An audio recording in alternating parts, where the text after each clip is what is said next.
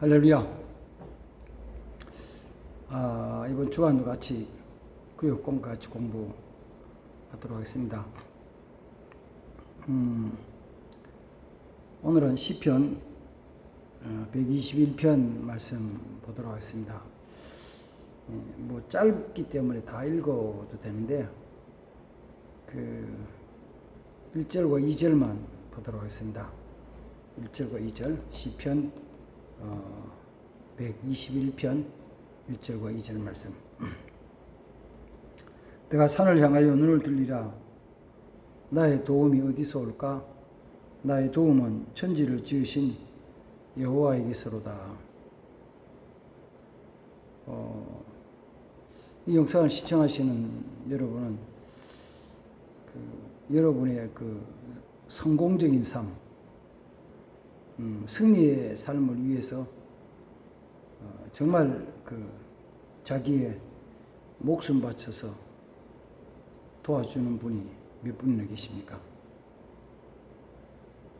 그러니까 어떤 면에서는 목숨 걸고 도와주는 한두 분, 한두 명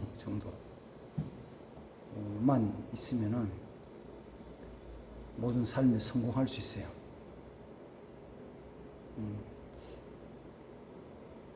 근데 그 도와주는 분이 기본적으로 실력이 있어야 되고,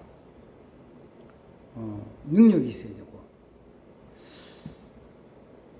그리고 또 진짜 나를 아끼고 사랑하는 그 마음이 있어야 돼요. 그리고 그 한 사람은 나와 함께 힘을 모아서 하나 더하기 하나, 둘이 두 배의 힘이 아니고 성경적인 말하면 둘이 하면요 다섯을 이길 수 있다는 거예요. 다섯 힘을 모으면은 100을 이길 수 있다는 거예요, 성경에는. 근데 그런 분들 좀 찾기가 힘들죠. 예를 들면 이런 거죠. 첫사람인 아담이 혼자 있을 때 하나님이 아담이 혼자 있는 것이 좋지 않게 보여서 돕는 배필로 하와를 지어주셨어요. 하와는 아담이 살아가는데 적어도 아담이 성공적인 삶을 사는데 도와주기 위해서 지어주신 배필이에요. 도움을 주는 배필로 지어주셨죠. 그래서 어떤 면에서 아담은 하와의 도움을 받아서 성공적인 삶을 살 수 있었어요. 근데 이게 불행하게도 창세기 3장에 보면은 아담의 성공적인 삶을 위해서 돕기 위해서 지음받은 하와가 거꾸로 아담이 넘어지고 하나님 말씀에 불순종하게 하는 쪽으로 쓰임받거든요. 그래서 하나님이 하지 말라는 일을, 아담에게 하지 말라는 일을 하와가 하고 그 일에 하와가 또 아담도 넘어지게 해요. 하나님이 에덴 동산 가운데서 여러 가지 과일을 만들어 놓으시고 동산 중앙에 있는 선하게 알게 하는 나무의 과일은 먹지 말아라. 먹으면 너희가 반드시 죽으리라고 말씀하셨는데 그 일을 하와가 해요. 그리고 아담도 그 과일을 따다 주어서 먹게 해요. 사실 성공적인 삶은 나 혼자서 열심히 해가지고 이루어지는 게 아니고 진짜 좋은 능력 있고 좋은 분이 도와줄 때 함께 할 때 이루어지거든요. 함께 할 때. 성경에서는 오늘 시편 속에서는 이 시편 기자가 눈을 들어 산을 바라보면서 나의 도움이 어디서 올까? 나의 도움은 천지를 지으신 여호와에게서로부터 온다. 나의 도움이 여호와에게로부터 오고 그 여호와의 도우심으로 말미암아 내가 성공적인 삶을 살아간다는 것입니다. 그게 제일 중요한 게 이거죠. 제일 먼저 예수 믿고 신앙생활하면서 예수 믿고 신앙생활하는 거예요. 예수님 믿는 삶, 예수님 믿는 생활, 예수 믿는 것과 예수 믿는 사람의 삶이 조금 이제 논리적으로 또 상황적으로 구별을 해야 되죠. 내가 예수 믿는 것은 나 예수 믿어요. 믿겠어요. 믿을게요. 앞으로 열심히 믿겠습니다. 어떠한 일이든 예수님 떠나지 않고 믿겠습니다라고 이렇게 말하고 인식하고 고백하면 돼요. 근데 예수 믿는 삶은 예수 믿는 사람으로서 합당하게 살아가는 거죠. 그 에베소서 4장에 보면은 너희가 부르심을 받았는데 그 부르심에 합당한 생활해라. 예수 믿는 사람으로 부르심을 받았는데 거기에 맞게 합당하게 생활해라. 그래서 이렇게 거기에 맞게 사는 거, 합당하게 사는 거. 예수 믿으면 예수 믿는 사람으로서의 삶. 내가 학생이면 학생으로서의 삶. 저는 목사니까 목사로서 삶이죠. 그래서 누가 저를 보고 이 얘기를 하다가 아우 목사님이세요? 목사님 같으신데요? 그러면 제가 목사로 생활하는 것이 그 사람 그렇게 비춰진 거잖아요. 그 사람에게. 그리고 그렇게 그 사람 인정해 주면은 사실은 굉장히 기분이 좋고 또 자긍심도 생기죠. 그래요. 내가 예수 믿는 사람으로서의 삶을 바로 잘 살아갈 수 있느냐에 대한 거. 사는 거. 그렇게 하기 위해서 하나님의 도우심이 필요하다는 거예요. 그 어떤 하나님이냐 그러면은 오늘 시편 121편 2절 속에서 1절 속에서는 나의 도움은 천지를 지으신 여호와로부터 온다. 그러니까 우리 신앙의 기본이죠. 하나님이 어떤 하나님이냐? 나를 도와주시는 그분이, 내 삶을 다스리고 도와주시는 그분이 어떤 분이냐 그러면은 천지, 하늘과 땅의 모든 것들을 지으신 분이에요. 아무것도 없는 가운데서 무에서 유로 창조하신 분이에요. 그 하나님을 믿는 거죠. 그 사람들은 그거 어떻게 믿느냐고. 그래, 못 믿는 사람, 안 믿는 사람도 있지만 나는 그걸 믿는다고. 천지 만물이 뭐 세상 과학적인 의미에서의 진화를 얘기하는 것처럼 오랜 시간을 지나는 동안에 아주 작은 아메바 하나가 그것이 세포 분열을 하면서 점점 더 많아지고 성장하고 하면서 시간이 오래 지나다 보니까 또 다른 종으로 변이가 생기고 그것이 또 다른 종으로 변이가 생기고 해서 지금에 있는 수많은 종의 생물들이 생겨나고 또 이렇게 모든 것이 형성되었다라고 믿는 진화론에 대한 것이 아니고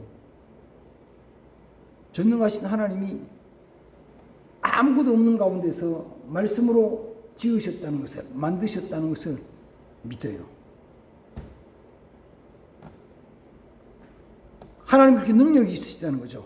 하나님은 아무것도 없는 가운데서 말씀으로 이 세상을 만드실 만큼의 능력이 계시는 분. 그 하나님 믿어요. 그럼 그 하나님을 믿는 사람하고 믿지 않는 사람하고 차이가 뭐냐 그러면 하나님을 믿지 않는 사람은 내 존재 자체도 내 사는 삶에 대한 것도 모든 것이 불확실한 거죠. 확실한 게 없어요. 확실한 게 없어요. 지금 이거 확실하냐? 지금 이거 확실하냐고. 당신과 나와 만나서 이 얘기를 하고 어느 때는 교제를 하고 식사를 하고 하는 것도 과학적으로 가만히 보면은 어느 게 실체냐? 1년 전에 당신 만났을 때 그 모습이 실체냐?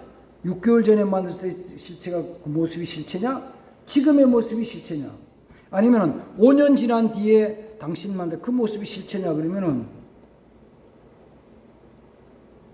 어떤 때는 모든 것이 다 실체가 아니고 또 모든 것이 다 실체라는 거예요. 불확실한 거죠. 불확실. 왜? 변해가니까. 자꾸 변하니까.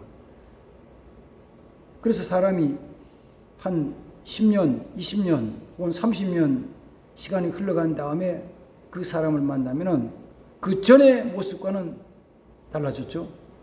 뭐 성숙해졌든지 아니면은 더 인품이 더 아름답고 성숙해졌든지 아니면은 그렇지 못하고 육체적으로도 노쇠해졌든지 어쨌든 그때 그 모습은 아니에요. 바뀐 거예요. 바뀌었어요. 근데 그 바뀐 것이 그 육체적인 겉모습뿐만 아니고 사고나 행동이나 능력이나 모든 것들이 다 바뀌어졌잖아요. 그럼 어떻게 바뀌어가요? 사람은 누구나 시간이 지나면은 더 좋아지는 쪽이 아니고 죄송하지만 더 나빠지죠. 생체적으로, 생리적으로 얘기를 하면은 현대인들은 25살까지 성장을 해요. 25살까지. 태어나서 25살까지. 그래서 제일 아름다울 때가 언제냐? 23, 24, 25. 요 나이 때.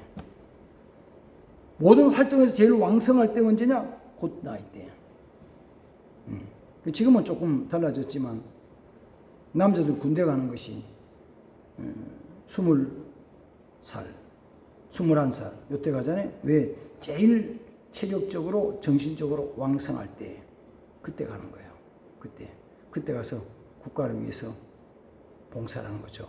의무를 감당하는 거죠. 여자들도 성장하면서 제일 아름다울 때 언제냐 그러면 요 나이 때요. 20살, 21, 22, 23. 25살 넘어가면 그때부터는 죄송하지만 늙어가요. 그래서 우리는 계산 나이가 몇이요? 25입니다. 35입니다. 45입니다. 이러잖아요. 영어로는 몇 년 늙었어? 이렇게 묻잖아요. How old are you? 몇 년 늙었어? 몇 년 늙은 거요? 내 나이가 50살이면 그러면 I'm 15 years old. 15 years. 50년 늙은 사람이요. 50년 늙은 사람. 시간이 더 지나서 60이 됐다, 70이 됐다, 80이 됐다. 그때는 늙은 것이 확연히 드러나잖아요. 체력도, 얼굴 모습도, 일하는 것도, 행동에 대한 그 정확성, 신속성, 이것이 다 떨어지는 거죠. 저도 이제 나이가 몇 살 되진 않았는데, 행동이 그저만큼 못 따라져요. 사실은 산에 가가지고 산길을 하는, 등산하는 산행을 좀 하고 싶은데 요사이는 조금 조심스러운 거예요. 그러면서 자신이 조금 떨어졌어요. 물론 이제 여러 가지 일들 때문에 실제로 가지는 못하지만 이게 자신감이 떨어졌는데 아이고야 조심스러운데 이러면서 그래요. 도와줘야 될 사람이 분명히 뭐가 있어야냐면 힘이 있어야 돼요. 능력이 있어야 돼요. 예? 그러면서 그를 진짜 사랑하는 마음이 있어야 돼요. 그냥 그를 위해서 헌신하고 희생해도 내가 지치지 않고 그냥 계속해서 힘이 에너지가 넘쳐나야 된다고요. 그건 없죠. 잘 없어요. 근데 시편 기자는 이런 거죠. 나의 도움은 이 세상 사람이 아니고 세상 사람은 누구나 나이 들고 시간 지나면은 늙어지고 기운이 쇠해지고 그 다음에는 또 기운이 쇠해지면서 기능들이 관절이나 또는 오장육부나 모는 뇌에 대한 것이나 안면에 있는 모든 그 기능들이 조금 약해져 가지고 보는 시력도 듣는 청각도 맞는 후각도 감각도 다 떨어지는 거예요. 떨어져요. 사람마다 그렇게 돼가는 거예요. 그런데 우리 하나님은 어떤 하나님이냐? 천지를 창조하신 그분은 처음부터 지금까지 동일하게 같은 능력으로 같은 은혜로 도와주신다는 것입니다. 오늘은 그 중에서 하나님이 도와주셨던 그 일들에 대한 거, 한 사람 야곱에 대한 것과 또 한 단체 그룹 이스라엘에 대한 거, 그것만 간단하게 좀 살펴볼게요. 야곱이라는 사람은 아브라함의 손자고 이삭의 아들이에요. 그러니까 할아버지가 아브라함이고 아버지가 이삭이에요. 이삭이 결혼한 지 20년 만에 쌍둥이 두 아들을 낳았어요. 20년 만에. 큰 아들은 에서고 둘째가 야곱이에요. 유대 나라에서는 모든 축복과 상속에 대한 것이 맏아들에게 치중되어 있어요. 맏아들에게. 그래서 거의 전부를 그냥 맏아들에게 물려주는 거예요. 그 야곱은 태어나면서부터 출신적으로 복을 받을 수 있는 조건이 되지 못한 상태로 출생했어요. 왜? 둘째니까. 맏이가 아니고 둘째니까. 근데도 마음속에는 뭐가 있냐면은 내가 장자로서 맏이로서 받아야 될 아버지로부터 아버지가 주시는 그 축복. 그걸 이제 아버지가 주시는 축복을 다른 말로 하면은 하나님이 우리 가문의 아버지에게, 할아버지에게, 아버지에게 이어서 주신 그 축복을 내가 좀 받고 싶은 그 욕망이 있는 거예요. 그러나 조건적으로 그것이 되질 않았어요. 받을 자격이 안 되는 거죠. 근데 복을 받고 싶어요. 그 다음에는 또 출생이 복을 받는 조건이 되지 않는 것과 마찬가지로 그의 마음속에 삶의 모습에서의 성격이나 삶의 모습도 복받을 만한 거 잘 못해요. 욕심이 많아가지고 그 복을 받겠다고 막 열심히 그걸 향해서 열심히 막 쫓아가다 보니까 항상 지나친 열심은요, 인간적인 수단과 방법을 써야 되거든요. 그 인간의 수단과 방법이 뭐예요? 정상적인 코스가 아니고 비정상적인 코스로 가면서 어떤 사람을 속이고 어떤 사람을 밟고 어떤 사람을 넘어뜨리고 가야 되는 거예요. 둘째로 태어난 야곱이 장자로서의 복을 받고 싶어서 복을 받으려면은 방법 있잖아요. 뭐 해야 돼요? 형 대신 받으면 되지. 형 대신 내가 복을 받으면 돼. 그러면 형 대신 내가 복을 받는데 정상적으로 하면은 그게 이루어지지 않잖아요. 왜? 아버지는 그 맏아들인 그 에서에게 장자의 모든 축복, 가문의 모든 축복을 물려주고 싶어 하는데 야곱은 둘째잖아요. 안 되잖아요. 근데 야곱이 받고 싶어요. 인간적인 열심히 노력을 다하고 방법을 막 찾아봤어. 그랬더니 방법이 있긴 있어요. 어떻게 해요? 거짓말하면 되지. 속이면 되지. 그래서 누굴 속이냐면은 형을 속이고 장자의 명분을 빼앗아 와요. 형, 내가 이거 줄 테니까 형의 장자권 내게 줘. 야, 그게 뭐 중요하냐? 어쩌면 에서는 이렇게 생각할지 몰라요. 내가 너에게 장자권을 준다 그래가지고 장자권이 너에게 가냐? 내가 너에게 준다 그러면은 내게 있는 장자권이 소멸되고 너에게 가냐? 내가 준다고 하면 몇개 되냐? 네가 가지고 간다고 아무리 소리쳐도 장자는 나지. 그래서 그렇게 생각할지 몰라요. 근데 어쨌든 야곱은 형을 속이고 장자의 명분을 사온다고 사고 빼앗고 그 다음에는 아버지의 축복을 받기 위해 가지고 속이는 거예요. 누굴 속이냐면은 아버지 앞에 자기가 형이 동생이 아니 둘째가 아니고 형 맞은 것처럼 자기를 속이는 거예요. 아버지를 속여요. 아버지를. 그러니까 형을 속이고 아버지를 속이고 그 장자의 축복을 받으려고 애를 써요.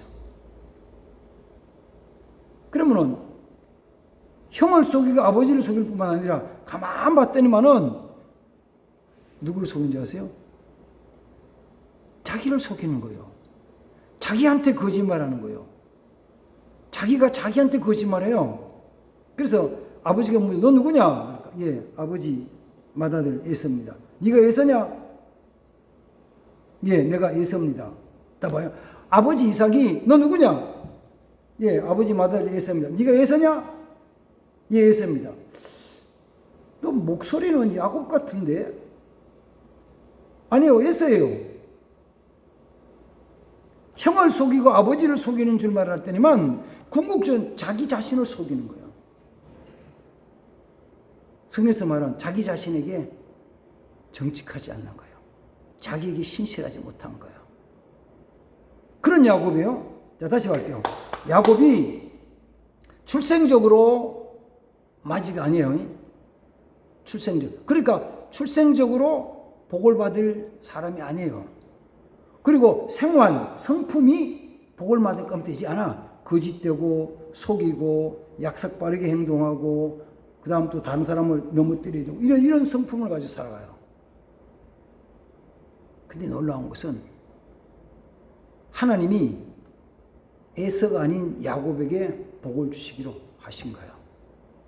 하나님이 야곱에게 복을 주신 거예요. 그래서 야곱이 어떤 그런 트릭을 써서 형의 장자권을 빼와서 복을 받아 뺏어서 와서 복을 받았다는 게 아니라 하나님이 야곱 둘째 아들 야곱에게 복을 주시기 위해서 하나님 계획을 하신 거예요. 그래서 야곱이 복을 받아요. 그 이후에도 야곱이 외삼촌 집에 가 있는 동안에 어떻게 하든지 내가 좀 잘 돼야지, 내가 부자가 돼야지, 재산을 누려야지, 성공해야지, 그 마음으로 눈치를 싹 살피면서 외삼촌의 눈치를 살피고 외삼촌 형제들의 눈치를 살펴가면서 자기 재산을 많아지게 했는데 그게 뭐로 된 거냐면 외삼촌 속여가면서 재산을 많아지겠죠. 그 속여서 취한 거예요. 그러나 그것을 하나님이 야곱에게 복을 주셨기 때문이라고 이렇게 말해요. 야곱이 복을 주셨기 때문이다. 야곱은 복을 받기를 간절히 사모했어요. 야곱은 하나님이 자기에게 복 주신다는 약속의 말씀을 가지고 있었어요. 그래서 외삼촌 집으로 도망가다가 광야 한쪽에서 하룻밤 자면서 꿈속에서 하나님이 그에게 나타나셔서 말씀하시길, 나는 너의 조부 아브라함의 하나님이다. 나는 너의 아버지 이삭의 하나님이다. 내가 너에게 복을 줄 것이며 내가 너와 함께 할 것이며 내가 너를 인도할 것이며 내가 누워있는 이 땅 다 너와 내 자손이 줄 것이다. 내가 너를 떠나지 않으면 너를 버리지 않고 너와 함께 할 것이다. 이 약속의 말씀을 하나님 지키셔서 그에게 복을 주셨습니다. 복을 주셨어요. 저는 이 말씀을 보면서 그렇죠. 조건이 되지 않는 야곱, 생활상으로도 복 받을 수 없는 사람이었는데 하나님께 은혜를 구해가지고 은혜를 받아요. 그래서 성경에 말하기를 하나님께 은혜 구하는 사람, 은혜를 갈망하는 사람, 간절히 소망하는 사람, 하나님 그에게 은혜를 주신다고. 나는 필요 없습니다. 많은 사람들이 세상에 나는 하나님 은혜 필요 없습니다. 내가 열심히 노력해 살아가면 됩니다. 내가 열심히 노력하면 됩니다. 그래서 안 되는 것은 내가 노력하지 않았기 때문에 내가 마음만 먹고 열심히 하면 다 이룰 수 있을 것이라고 생각하는 그런 생각 가진 것이 아니고, 하나님이 내게 은혜 주실 때, 하나님이 우리 가정에 은혜 주실 때, 하나님 우리에게 자녀들이 은혜 주실 때 우리 자녀들이, 우리 가정이 다시 한번 일어나서 복받는 가정이 될 수 있습니다라는 믿음의 고백이에요. 그렇게 보십시오. 찾아보십시오. 하나님 찾는 자에게 만나 주십니다. 하나님 찾는 자에게 오셔요. 하나님 부르짖어 구하는 자에게 주셔요. 구하는 자에게 믿음으로 구하세요. 나는 자기가 안 되지. 야곱처럼 자기가 안 되는 거예요. 우리도 자기가 안 되는 사람들이요. 그런데도 하나님은 자기가 안 되지만 간절히 사모할 때 하나님 우리에게도 은혜와 복을 주신다는 것입니다. 믿으시기 바랍니다. 믿으시기 바랍니다. 두 번째 또 한 가지는 뭐냐면은, 야곱은 그렇게 간절히 구하면서 구할 때 그 하나님이 주신 말씀을 지키면서 살았어요. 말씀을. 하나님이 야곱에게 말씀하시고 너 이 말을 잘 지키고 순종하면 내가 너와 함께 할 것이다. 성경은 다 그런 거예요. 예를 들어 가지고 모세오경 중에 신명기서 같은 경우는 대표적인 거죠. 모세가 가나안 땅에 들어가는 이스라엘 백성들을 불러 모아놓고 말씀을 전해주기를, 하나님이 너희를 반드시 이 요단강을 건너서 가나안 땅에 들어가게 하실 것이다. 인도해 주실 것이다. 너희가 그 땅에 들어가거든. 거기서 이 하나님 말씀을 잘 지켜서 순종해라. 그러면 그 땅에서 너희가 번성하고 편안하고 복되게 살 것이다. 나 만약에 너희가 불순종하면은 하나님 너희에게 진노하신다. 그래서 그 땅에 살던 가나안 사람들을 쫓아내고 너희를 살게 하신 것처럼 너희가 하나님 말씀에 불순종하면은 너희를 그 땅에서 쫓아내서 온 열방에 흩어지게 할 것이다. 다른 나라에 끌려가 포로로 잡혀가서 거기서 고생하게 할 것이다. 라고 이렇게 말씀을 하십니다. 네. 하나님 말씀으로 순종하는 것, 작은 것이지만 내가 깨달은 만큼 말씀을 순종할 때 하나님 은혜를 주세요. 순종할 때. 우리는 하나님 말씀에 순종하는 것과 순종하지 않는 것의 차이를 잘 기억을 해야 돼요. 하나님 말씀에 순종하지 않는 것은 범죄라 그래요. 그래서 하나님이 하지 말라는 것, 자꾸 하면 그 죄 짓는 거죠. 또 한쪽으로는 하나님이 하라는 것, 안 하면 죄 짓는 거죠. 그래서 하나님이 하라고 명령하신 것을 어떤 때 내가 힘써 지키는 거야. 주일 예배를 드리는 것도 마찬가지고요. 또 하나님 말씀을 늘 읽고 묵상하는 것도 마찬가지고, 생활이 어렵고 힘들 때가 있지만 하나님을 찬양하고 감사하는 것도 마찬가지예요. 하나님 우리에게 감사하라고 말씀하시니까, 하나님께 찬양하라고 하시니까, 하나님께서 우리에게 기도하라고 말씀하시니까 그 말씀을 지켜서 행하는 거예요. 나는 바빠서 힘들어 못합니다. 그럴 때는 그래, 사람은 다 바쁘고 힘들고 내가 생각하고 내가 원하는 것 이루어 나가기 위해서 그 일 때문에 항상 분주하고 바쁜 거예요. 심지어는 누구도 바쁘냐면은 유치원 다니는 우리 손주들도 너무 바쁜 거예요. 더 어린 3살짜리, 4살짜리도 바쁜 거예요. 참 좀 웃기는 이야기지만 이런 얘기 있거든요. 서울의 큰 교회 목사님이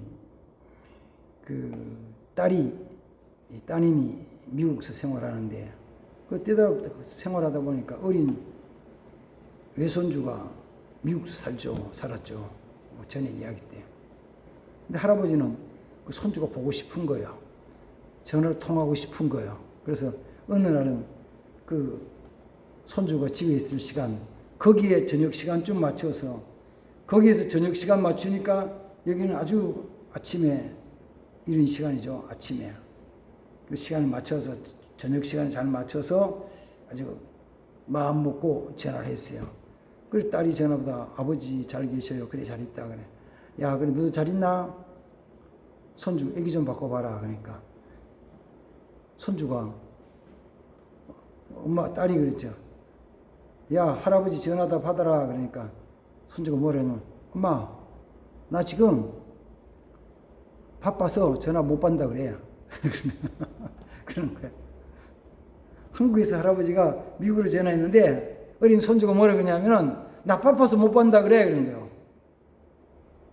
다 바빠요. 다 바빠요. 다 바쁘지만 하나님의 말씀을 지켜서 뭐 한다고요? 예배하고 찬송하고 기도하고 감사하고 찬양하면서 살아요. 우리는 가끔 그런 생각을 합니다. 내가 뭐 잘 못해도 하나님 사랑이 많으시니까 사랑하시고 복 주시지 뭐. 그래요. 하나님 복을 주세요. 그러나 가만 생각해 봐요. 모든 사람들이 자기 자신에 대해서는 관대를 해요. 그래서 내가 좀 잘못해도 상대방이 좀 이해해 주겠지 뭐. 뭐 그래도 뭐 시간 지나가면 다 잊어버리겠지 뭐. 이렇게 생각하는 거예요. 그러나 나에게 대한 것 말고 나에게 대한 다른 사람에게 대해서 생각해 봐요. 옆에 있는 다른 사람이 이웃이나 회사에 큰 손해를 끼쳤어. 많은 사람은 고통을 주었어. 그러면 그 사람은 벌을 받지 않고 그냥 다 이해하고 용서하고 넘어가서 그랬으면 좋겠어요? 아니면은 잘못한 것에 대한 벌을 좀 받았으면 좋겠어요? 그럼 누구나 잘못하면 벌 받아야지 생각하는 거예요. 얼마 전에 제가 영상을 보면서 그런 거예요. 어떤 사람이 우리나라에 아주 고위직으로 높은 직이 있던 사람이 우리나라에 큰 손을 끼쳤는데 얼마만큼 손을 끼쳤냐면은 우리나라의 어떤 중요한 그 기밀 문서들을 저 적국에 보내가지고 손을 끼쳤는데 손해액이 얼마냐면 70조예요. 70조. 아주 회사에서 몇 조를 들여서 연구한 것을 자료를 빼가지고 우리 적국에다 넘겨준 거예요. 그럼 그런 사람은 벌을 받는 게 맞겠어요? 안 받아도 되는 거예요? 당연히 벌을 받아야 되겠죠. 근데 보통 자기 자신에 대해서는 좀 관대해요. 사람들이 자기 자신은 관대해요. 아이, 적당히 좀 봐주시지 뭐. 아이, 뭐. 미안합니다. 용서해 주세요. 용서해 줄 것처럼. 하나님 그렇게 하시진 않아요. 하나님 말씀에 거역하고 불순종하는 자에게는 은혜를 주시지 않습니다. 하나님 말씀 지키기 위해서 노력해야 돼요. 내가 하나님 믿는다는 것은 하나님에게 말씀하실 때 그 말씀대로 지키는 거예요. 그 말씀대로 살아가는 거예요. 하나님 그런 자들에게 은혜를 주십니다. 그런 자들 도와주십니다. 좀 힘들고 어려운 것처럼 보여도 어느 때는요 정말 목숨 걸고 힘써서 주의 말씀을 지켜야 돼요. 그래서 하나님 약속하신 은총을 입는 자, 하나님 도우심을 받는 귀한 우리 성도 되기를 주의 이름으로 축복합니다. 기도하겠습니다. 하나님 아버지, 이번 주간도 주 안에 거하기를 원합니다. 주님이 도와주시옵소서. 내 힘으로는 할 수 없는 일들을, 여러 가지 일들을 만날 때마다 우리 주님의 도우심을 간구합니다. 내가 주의 도우심을 간구하며 기도합니다. 내가 주의 말씀에 순종하여서 그것을 이루기를 소망합니다. 주 예수님 함께 하옵소서. 우리 가정에 은혜를 주시옵소서. 우리 교회에 은혜를 주시옵소서. 이 나라 민족 가운데 은혜를 주시옵소서. 특별히 고난 가운데 있고 어려움을 겪는 자들에게 은혜를 베풀어 주시옵소서. 오 주여 함께 하옵소서. 오 주여 함께 하옵소서. 주님이 함께 하심을 믿습니다. 예수님의 이름으로 기도하옵나이다. 아멘. 아멘. 감사합니다. 예, 영상 시청하시고 또 우리 영혼교회 TV도 구독 또 좋아요 같이 눌러주시면 감사하겠습니다. 예, 이번 한 주간도 주안에 승리합시다. 주의 이름으로 축복합니다. 감사합니다.